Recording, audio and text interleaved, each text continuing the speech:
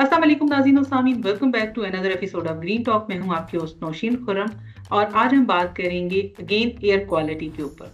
नाज़रीन, पाकिस्तान इस वक्त एक ऐसी सिचुएशन से गुजर रहा है जहां ना सिर्फ इसको इन्वायरमेंटल चैलेंज का सामना है, उसके साथ साथ ही हेल्थ, मईशत और गवर्नेंस के मसाइल भी सामने हैं।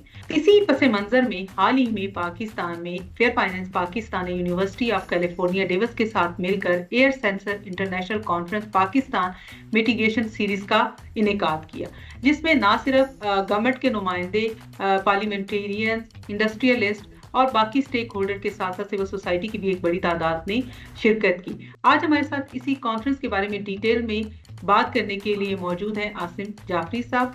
आसिम जाफरी साहब कंट्री प्रोग्राम लीड हैं फेयर फाइनेंस पाकिस्तान की, और आज की गुफ्तगू में हमें ये बताएंगे कि ये ऐसे वक्त में इस कॉन्फ्रेंस का करना क्या मानी रखता है, क्या टेक अवेज थे और किन बुनियादी इश्यूज के ऊपर बात की गई है एयर क्वालिटी और एनवायरमेंटल चैलेंज को लेके। तो इसके साथ ही हम वेलकम करते हैं आसिम जाफरी साहब को। वेलकम आसिम साहब, कैसे हैं आप? Thank you. I'm good. सबसे पहले तो आपको बहुत-बहुत मुबारक हो, बहुत सक्सेसफुल कॉन्फ्रेंस का इनेकाद करने के लिए। वी हैव सीन कि ना सिर्फ पाकिस्तान से बहुत सारे लोग उसमें मौजूद थे, बल्कि इंटरनेशनल कम्युनिटी से, यूनिवर्सिटीज़ से और एक्सपर्ट्स भी जो है वो कॉन्फ्रेंस का पार्ट रहे और बहुत प्रोडक्टिव किस्म की डिस्कशंस रहे। लेकिन सबसे पहले तो हम आपसे यही जानना चाहेंगे कि थोड़ा-सा हमें बैकग्राउंड बताएँ इस कॉन्फ्रेंस का, ये क्यों इनेकाद इसका किया गया और क्या बेसिक ऑब्जेक्टिव्स थे इस कॉन्फ्रेंस के? Bismillahirrahmanirrahim. Thank you, Nasheen. ASIC Pakistan Mitigation Series ये एक फर्स्ट ऑफ इट्स काइंड एक ऐसा प्लेटफॉर्म बनाने की कोशिश की गई है कि जहां पर finance, policy, industry, civil society and academia, ये पिलर्स जो हैं वो जॉइंटली सिट टुगेदर और एक्शन ओरिएंटेड सॉल्यूशन निगोशिएट कर सकें कि किस तरह से एयर पोल्यूशन का जो प्रॉब्लम है जिसने हमें चारों इतराफ से घेरे हुए है, इसको एड्रेस किया जा सके। बैकग्राउंड में जो एसिक है अमूमी तौर पर क्लीन एयर फंड की हेल्प से और यूसी डेविस का जो एयर क्वालिटी रिसर्च सेंटर है जो दुनिया में नंबर 1 है, अपने एयर सेंसर्स की वजह से, अपने स्टैंडर्डाइज मैकेनिज्म और प्रोसीजर और मेथडोलॉजीज की वजह से, जिससे वो ग्लोबली एयर क्वालिटी को मॉनिटर करते हैं और उन स्टैंडर्ड्स को बाद में ईपीए यूएस ने भी अडॉप्ट किया। अब ये जो कॉन्फ्रेंस है ये एक प्लेटफॉर्म प्रोवाइड करती है, ग्लोबली कम्युनिटी है इसकी, जहाँ पर एकेडमिशियंस, रिसर्चर्स, प्रैक्टिशनर्स अपने जो एफर्ट्स हैं टुवर्ड्स मेजरिंग द एयर और उस डाटा की बुनियाद पर किस तरीके से रिजल्ट्स को इंटरप्रेट किया जाए, वो शेयर करते हैं विद दिस प्लेटफॉर्म। ये साल से चलता आ रहा है। अ डेकेड अगो इसका इनिशिएट किया गया। एक यूआरसी जो सेंटर है वो इसे ग्लोबली मुख्तलिफ ममालिक में ऑर्गेनाइज करता है। फेयर फाइनेंस पाकिस्तान ने एक एफर्ट की कि जिससे इस सेंटर्स की बदौलत से एक जॉइंट इनिशिएटिव किया गया कि पाकिस्तान में किस तरीके से हम इस इशू को मेन स्ट्रीम बना सकें कि आज पाकिस्तान में जो बड़े से बड़ा शहर, एक लार्जली पॉपुलेशन जो है, वो एयर पोल्यूशन से इस तरह इफ़ेक्ट होती है कि उनकी जो डिज़ीज़ बर्डन है वो बढ़ जाता है, आउट ऑफ पॉकेट एक्सपेंस बढ़ जाता है और इसके अंदर वो लोग जो इसके कंट्रीब्यूटर्स हैं, वो किस तरह से सॉल्यूशंस पेश कर सकते हैं कि इस प्रॉब्लम को यूनाइटेडली हम किस तरह प्रॉब्लम को सॉल्व करें। तो ये कॉन्फ्रेंस जो है 17 इसके सेशंस थे। 6 वर एकेडमिक सेशन, जिसमें कि हमने आइडेंटिफाई किया 11 इंडस्ट्रीज को, जिसमें फूड एंड बेवरेजेस हैं की कंपनीज हैं सेक्टर में, और स्टील सेक्टर है, माइनिंग है, क्वेरिंग है, स्टोन क्रशिंग है, इसमें सीमेंट इंडस्ट्री का सेक्टर है, एग्रीकल्चर एज ए सेक्टर है, इसमें अदर जो सेक्टर्स हैं जिसमें बुनियादी तौर पर लार्ज स्केल मैन्युफैक्चरिंग शामिल है वो आते हैं।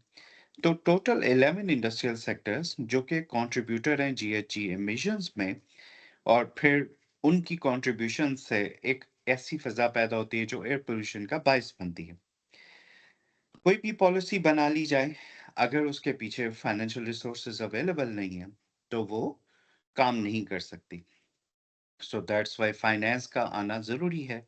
और फिर फाइनेंस पाकिस्तान तो इस बात पे बिलीव करता है कि finance can not be neutral, क्योंकि उसने अपने बिजनेस ऑपरेशंस और प्लस इंडस्ट्री को जब लोन और क्रेडिट प्रोवाइड करना है तो उसकी कंट्रीब्यूशन डायरेक्टली एंड इनडायरेक्टली उसी उसी प्रॉब्लम में शामिल होगी। अगर वो प्रॉब्लम है फॉर द सोसाइटी और यहाँ सक्सेस का बायस बनता है तो वो क्रेडिट लेगा सक्सेस के लिए। तो सोसाइटी की जो न्यू रोल है उसमें finance can not be neutral, तो फाइनेंस का होना जरूरी है। इट मींस कमर्शियल बैंक्स हैं, मल्टीलेटरल बैंक्स हैं, वो फाइनेंशियल इंडस्ट्रीज के एक्टर्स हैं जो डायरेक्टली डिपॉजिट और लेंडिंग की प्रैक्टिस में शामिल हैं। पॉलिसी से मुराद यहाँ पर लेजिस्लेटर्स हैं जो पॉलिसी को फॉर्मुलेट करते हैं, और प्लस वो रेगुलेटरी अथॉरिटीज हैं जो उसकी इंटरप्रिटेशंस करती हैं और उसको रूल्स एंड रेगुलेशंस में एग्जीक्यूशन की तरफ जाती हैं, इन्फोर्समेंट की तरफ। थर्ड एस्पेक्ट इंडस्ट्री है जो उनको फॉलो करती है और अपने बिजनेस ऑपरेशन से वो कितने रिस्पॉन्सिबल हैं और वो किस कदर ब्रेक थ्रू टेक्नोलॉजी पे अपने आप को लेके जा चुके हैं कि जो इस वक्त प्रेजेंट सूरत हाल है। हम क्लाइमेट की वार्मिंग की बात कर रहे हैं, हमें ग्लेशियर के मेल्ट होने का प्रॉब्लम है, बल्कि मेल्ट से ज़्यादा ब्रेक होने का हम इस वक्त चैलेंज फेस कर रहे हैं कि जिसकी वजह से हमें आए दिन सैलाब की सूरत हाल का सामना करना पड़ता है। इसके साथ हमें एकेडमिशियंस की ये प्लेटफॉर्म है कि जे एकेडमिशियंस किस तरीके से उन प्रॉब्लम्स को जो इंडस्ट्री फेस करती है वो टेक्नोलॉजी की आउटडेटेड प्रोसेसेस को सॉल्व कर सकते हैं। एंड सिविल सोसाइटी जो पीपल्स की वॉइस, कम्युनिटी की वॉइस और सॉल्यूशंस के साथ, थॉट लीडरशिप के साथ इन सब को क्लब करते हुए सॉल्यूशंस प्रोवाइड करती है। तो एसिक पाकिस्तान में मिटिगेशन सीरीज, जिसके हम फाउंडर हैं, एक वाहिद प्लेटफॉर्म पेश करती है जहां पर ये तमाम स्टेक होल्डर्स यूनाइट हैं एट वन प्लेटफॉर्म। और एसिक की जो तमाम कंट्रीब्यूशन है, जिसमें कि हमने पॉलिसी सेशंस किए, जिसमें शामिल था कि किस तरीके से एयर क्वालिटी को मेजर किया जा सकता है, उसके डाटा की कंट्रीब्यूशन क्या है, उसके चैलेंजेस क्या हैं, वो केमिकल कंपोजिशन जो पीएम 2.5 की, जो आज तक 78 इयर्स में पाकिस्तान में कभी भी ऑर्गेनाइज की नहीं की गई। एविडेंस है नहीं, पॉलिसी ब्लाइंड है, इसलिए आपको एंटी स्मोक गन्स और ये तमाम एलिमेंट नजर आते हैं। क्योंकि एविडेंस उन्हें प्रूफ नहीं करती तो वो हेरसे की बुनियाद पर मुख्तलिफ मेयर्स ले लिए जाते हैं। इसके साथ पॉलिसी के सेशंस जिसमें हमने देखा कि फाइनेंस को क्लीन एयर की तरफ कैसे बढ़ना चाहिए और डीकार्बनाइज करने के लिए क्या अटेम्प्ट होनी चाहिए। फिर हमने एनर्जी के एस्पेक्ट में पॉलिसी सेशन किया कि एनर्जी एमिशंस हैं क्या, कौन कौन सी energy emissions, heavy heat producing जो इंडस्ट्रियल सेक्टर्स हैं वो कौन से हैं, उनकी एमिशंस को कैसे कंट्रोल करने की तरफ बढ़ा जा सकता है। फिर हमारे कुछ टॉक्स थी कि जिसमें हमने देखा कि 1 डेकेड में बीजिंग में स्मोक का वेदर था वो किस तरीके से कवर किया गया।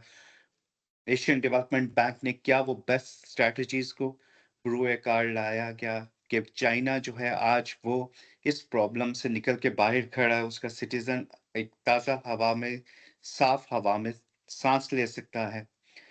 फिर पाकिस्तान में, पंजाब में जो वर्ल्ड बैंक की जो contribution है towards cleaning the air in Punjab especially, उसमें मुख्तलिफ जो डेवलपमेंट सेक्टर से कंट्रीब्यूट कर रहे हैं सॉफ्ट कंपोनेंट के तौर पर, वो हमने सस्टेनेबिलिटी पोडियम के थ्रू अवेयरनेस रेज करने की कोशिश की। फिर एग्रीकल्चर का सेक्टर के ऊपर एक टॉक, पूरा पैनल सेशन जिसमें कि एडीबी की बड़ी कंट्रीब्यूशन रही कि कैसे डिजिटल एग्रीकल्चर की तरफ इस वक्त दुनिया बढ़ चुकी है।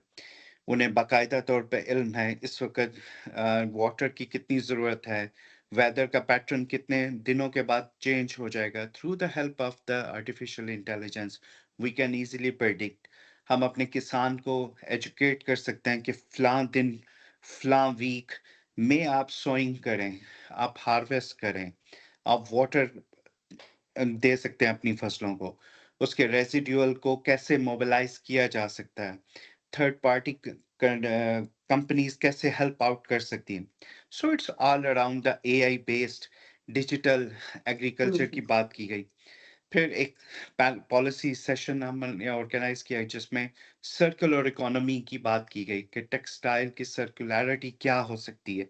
सीमेंट सेक्टर जो कि हाई एमिशंस रखता है और वो कोल बेस्ड पावर जनरेशन भी करता है, और उसके लिए कैसे अदर सब्स्टिट्यूशनल प्रोडक्ट लेवल पे, पोर्टफोलियो लेवल पे हम एलिमेंट्स इंट्रोड्यूस करवा सकते हैं जो कि रिड्यूस कर सकते हैं एमिशंस के लेवल्स को, ताकि वो नेट जीरो की तरफ कंट्रीब्यूट कर सके। इसके साथ कुछ कंपनीज को हमने इनवाइट किया जो इंडस्ट्री लीडरशिप रखती हैं। फॉर इंस्टेंस यूनिस टेक्सटाइल है जिसने एक पॉजिटिव स्टेप्स अडॉप्ट किए फॉर हेल्पिंग कि किस तरह से एमिशंस स्कोप 1, स्कोप 2 और स्कोप 3 के अंदर कंट्रीब्यूट कर रहे हैं वो।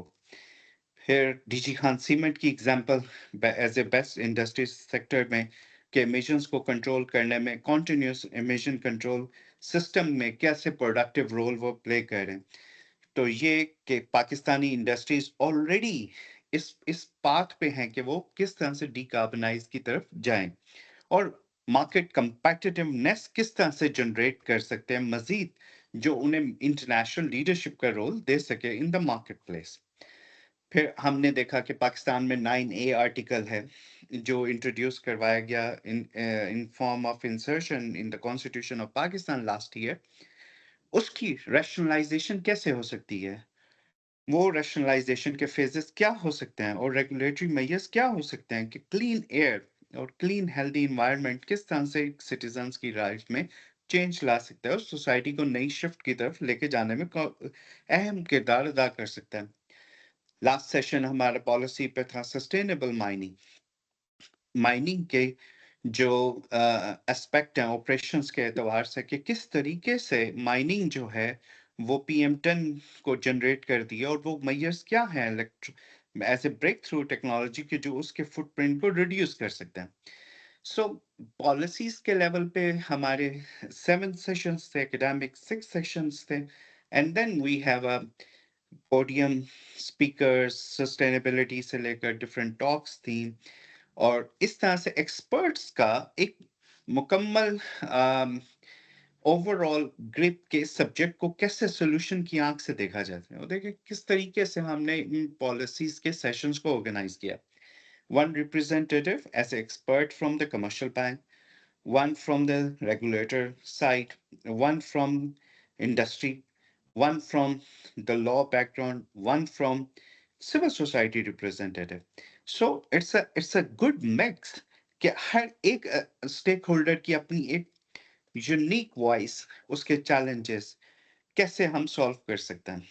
फिर इसके क्वेश्चंस के ऊपर हम देखा कि हम ये पॉलिसी से रिलेटेड कितने क्वेश्चंस हों, किस तरीके से हम रेगुलेटरी कैप क्वेश्चंस को ऑर्गेनाइज कर सकें, फाइनेंस से रिलेटेड क्या क्वेश्चन हो, इंडस्ट्रीज के जो चैलेंजेस के ऊपर सॉल्यूशन ओरिएंटेड निगोशिएशन क्या हो सकता है वो क्वेश्चंस हो, फिर सिविल सोसाइटी वो कम्युनिटी की वॉइसेस और वो किस तरह से बेनिफिट हासिल कर सकती हैं, और उनकी पब्लिक हेल्थ में जो आउट ऑफ पॉकेट एक्सपेंसेस हैं कम्युनिटी के, वो किस तरह मिनिमाइज हो सकते हैं, और उसकी जॉब मार्केट कैसे बढ़ सकती है।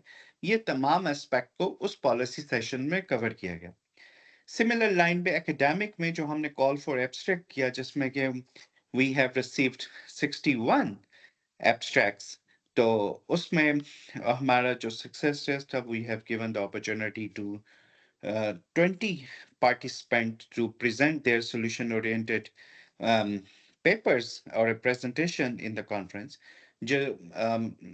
According to the technical program committee chair and co-chair, ये highly selective model था हमारा, जिसमें हमने सिर्फ वही experts को opportunity दी कि किस तरीके से वो solution present करते हैं, जो कि authentic करते हैं, जो intellectually appealing है। वो भी अगेन 11 इंडस्ट्रियल सेक्टर्स के ऊपर बेस करते थे। So overall it's a platform जिसमें हमने एक एफर्ट की कि इन तमाम स्टेक होल्डर्स की ओपिनियंस को टुगेदर किया जाए, और without having any distraction from media, any distraction from other aspects of the political elements, हम एक फोकस 2 days इसको यूज करें फॉर preparing the paper, जिसको हम कह रहे हैं white paper, to submit to the Parliament of Pakistan, because we believe कि Parliament of Pakistan is a super Massey sovereign power रखती है, जो oversight का रोल रखती है, जो बिल्कुल legislate करके for the citizens की voices को पेश कर सकती है। तो ये बिल्कुल white paper एक true picture पेश करे कि जो एड्रेस कर सके एयर पोल्यूशन की प्रॉब्लम और नेशनल डिटर्मिनेशन की जो हमारी कंट्रीब्यूशन की कमिटमेंट है टू द ग्लोबल कम्युनिटी, जिसका थर्ड वर्जन हमने अभी साइन ऑफ किया है, उसमें हम अच्छा क्या कंट्रीब्यूट कर सकते हैं। जी। बिल्कुल। अ, बज़ाहिर और क्योंकि हम खुद पार्ट भी थे इस कॉन्फ्रेंस का, तो दैट वाज़ वेरी अमेज़िंग। बहुत अच्छा एक उसका पूरा ओवरऑल जो स्ट्रक्चर था, दैट वाज़ रियली गुड। अच्छा, लेकिन इससे पहले कि हम व्हाइट पेपर की तरफ जाएँ और देखें कि पार्लियामेंट में आप उसको किस तरह से लेके जाएँगे, एक चीज़ जो मैं ज़रूर जानना चाहूँगी, जिस पे काफ़ी डिटेल में डिस्कशन भी हुई और हमारी लोग भी, हमारी ऑडियंस भी जानना चाहेगी, कि एयर सेंसर्स के ऊपर बात हुई। बहुत सारी गवर्नमेंट इनिशिएटिव जब लेती है, स्पेशली जब हम पंजाब की बात करते हैं, क्योंकि वही हाईली इफेक्टेड है एयर क्वालिटी को लेके या स्मोक को लेके। आल्दो में कुछ पिछले कुछ अरसे में इस्लामाबाद में भी सिचुएशन काफ़ी ख़राब होती हुई नज़र आ रही है, जो अगले चंद सालों में शायद यहाँ पे भी इस तरह का स्वेयर क्राइसिस हो। लेकिन अभी अगर हम पंजाब की बात करें, तो पंजाब में भी बहुत सारे इनिशिएटिव भी लिए हैं। तो कितना डाटा अवेलेबल है इस वक़्त गवर्नमेंट के पास, कि जिसकी बेसिस के ऊपर जैसे air smoke anti smoke guns installed हुई हैं, तो वो उस बेसिस पे हुई हैं कि अच्छा ये एरिया जो है वो ज़्यादा प्रोन है, या ये जो पॉकेट्स हैं ये यहाँ पे इंस्टॉलेशन होनी चाहिए। तो इस तरह का क्या कोई एयर सेंसर्स एनालिसिस मौजूद है गवर्नमेंट के पास? Nosheen, this is very unfortunate. We are in the part of the south of the world जहाँ पे developing countries में usually policies जो हैं evidence based नहीं है, और हमारे जो experts हैं वो I would say more towards public, यानी political experts हैं, they are not technical people। तो टेक्निकल पीपल्स की सपोर्ट, जैसे प्रोफेसर एंथनी वेक्सलर ने आपको इंटरव्यू दिया, जिसमें उन्होंने बात की कि पीएम 2.5 की जो केमिकल कंपोजिशन है वो पाकिस्तान की, बल्कि पंजाब की मेनली, लाहौर की फॉर इंस्टेंस हम मोर फोकस टुवर्ड्स लाहौर आए, तो वो अभी तक असेसमेंट कंडक्ट ही नहीं हुई। जब वो असेसमेंट कंडक्ट नहीं हुई, वी डोंट नो कि वो किसका कंट्रीब्यूशन कहाँ पे कितना है। तो ना इंडस्ट्री का पता है, ना लोकल एमिशंस के सोर्सेस के बारे में हमें आगाही है उस तरह से। वो एक सेकेंडरी लेवल की जो एक इंफॉर्मेशन या रिसर्चेस हैं, we do agree and acknowledge कि वो इंस्टीट्यूशंस के पास है, लेकिन उसकी जो प्रेसिशंस हैं वो हम लैक करते हैं।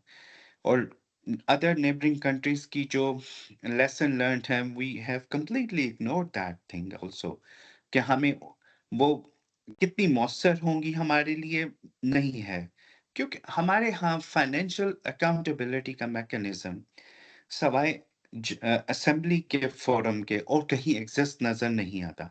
और वहां पर जिस पॉलिटिकल पार्टी की मेजोरिटी होती है वो आसानी से उसको सॉल्व कर लेती है या बाईपास कर लेती है, या वो उसके उसके बारे में आंसर ही नहीं करती। तो हमारे यहाँ एक एक ऐसा कंपेटिटिव एनवायरनमेंट एग्जिस्ट नहीं करता कि जहाँ पर चेंज के लिए हम नॉलेज बेस को यूज करते हुए अपनी पॉलिसीज को वहां से ड्राइव करें। तो more towards a policy symbolism में नजर आता है और कुछ नहीं है। That's it. अच्छा, एक और चीज़ जिस पे बहुत बात हुई है, एक तो आपने ज़रा पहले बात की कि इंडस्ट्री के रोल के ऊपर काफ़ी बात हुई थी। लेकिन पब्लिक अवेयरनेस के ऊपर कि पब्लिक अवेयरनेस का कितना रोल है इस पूरे इश्यू को मिटिगेट करने के लिए? क्या स्टेट लेवल पे उसके हवाले से भी कोई इनिशिएटिव्स होने चाहिए हैं? और अगर कोई लिए हुए हैं तो क्या उनकी कोई आपने इसमें डिस्कस किया था? तो उसके हवाले से थोड़ा-सा हमारे ऑडियंस को ज़रूर बताइए। जी, नौशीन, जैसे ही पाकिस्तान मिटिगेशन सीरीज है, ये फर्स्ट टाइम हमने इंट्रोड्यूस करवाई पाकिस्तान में, कि पाकिस्तान में क्योंकि ये बड़े शहर जो है ऑलवेज इंटरनेशनल मीडिया की अटेंशन का पार्ट होते हैं, कि यहाँ पे आलूदगी बहुत ज़्यादा है हवा में।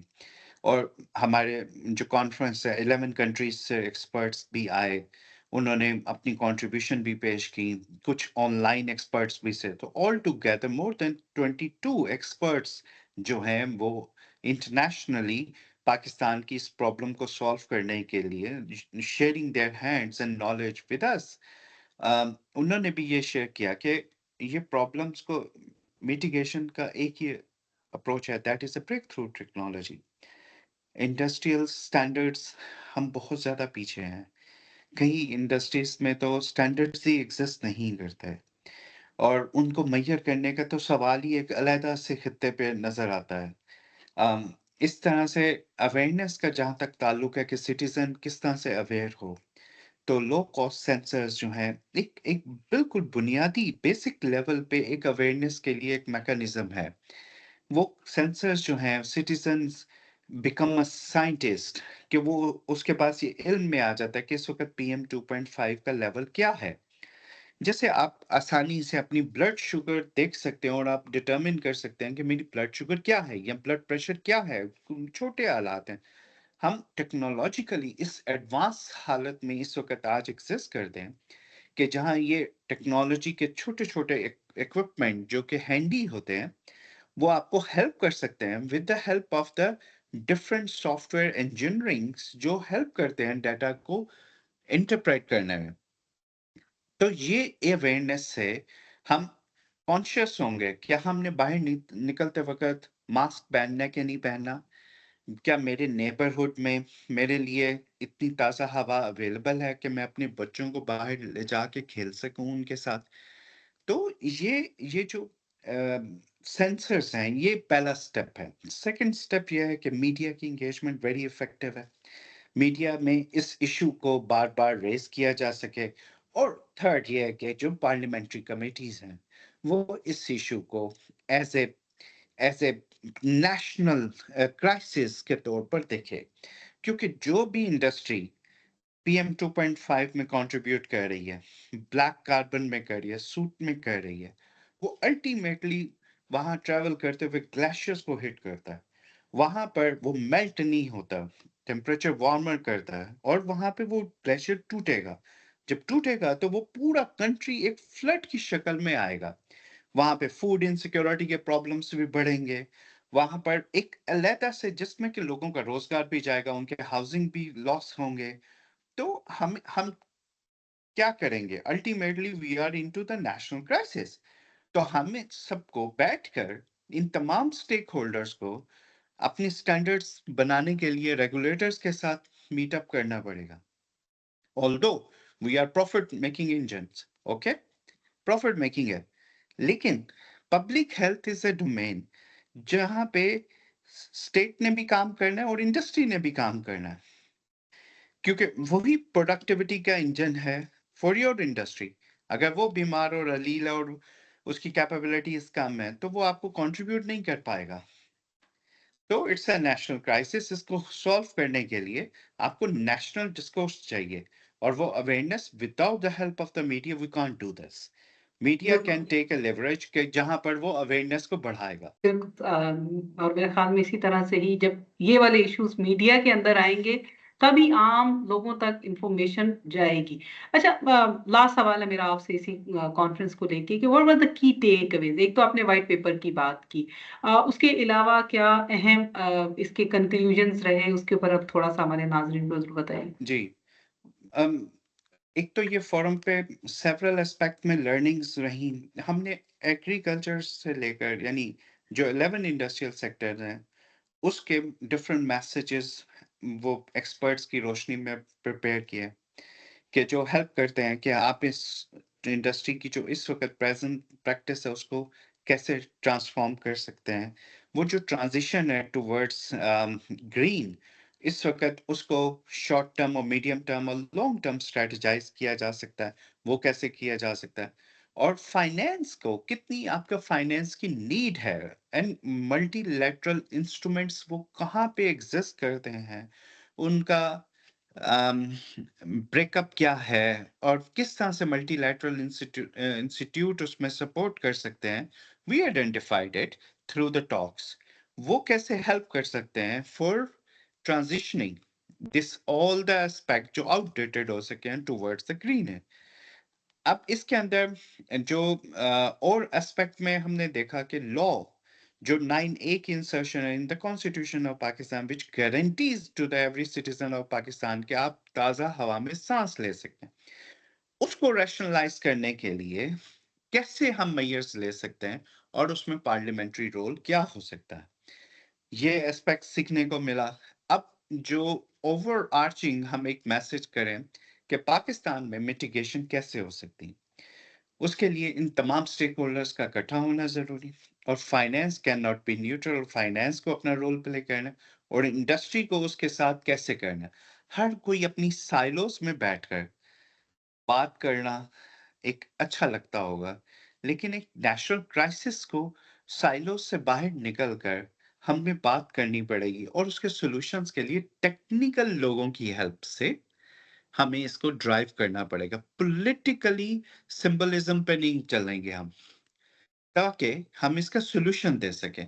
हम मोर विजुअल्स की बात ना करें, मोर सॉल्यूशन की बात करें। Public health is in the crisis और हमने लोगों का रोजगार भी देखना है, ये तमाम एलिमेंट्स देखने हैं जो कि कंट्री इस वक्त फेस कर रहा है। तो वी वांट टू कि ये प्लेटफॉर्म सर्व करे as a leverage point, as a catalyst, जो कि तमाम स्टेक होल्डर्स को कलेक्टिव वॉइस में सॉल्यूशंस की आंख देख सके। Thank you. Thank you so very much, Asim साहब। और indeed that was really a very wonderful platform कि जहां एटलीस्ट ये कोशिश ज़रूर की गई कि तमाम जो स्टेक होल्डर्स हैं जो की रोल प्ले कर सकते हैं एयर पोल्यूशन के चैलेंज को मिटिगेट करने के लिए, चाहे वो पॉलिसी मेकर्स हों, चाहे वो इंडस्ट्रियलिस्ट हों या किसी भी और वॉक ऑफ लाइफ से ताल्लुक रखते हैं, उन सबको इकट्ठा करने के लिए that was a wonderful effort. Definitely ऐसी कॉन्फ्रेंसेस का होना इसलिए भी ज़रूरी है कि जैसे भी आसिम साहब ने बात की कि ये प्लेटफॉर्म प्रोवाइड करते हैं, ये वो टेक्निकल सपोर्ट प्रोवाइड करते हैं गवर्नमेंट को और पॉलिटिकल लीडरशिप को कि जिसकी बेसिस के ऊपर वो अपने पॉलिसी डिसीजंस ले सके। के साथ ही नाज़रीन हमें इजाजत दीजिए, इंशाल्लाह आपके साथ दोबारा मुलाकात होगी इसी जैसे किसी नए टॉपिक के साथ, किसी नए इशू के ऊपर। तब तक के लिए अल्लाह हाफिज।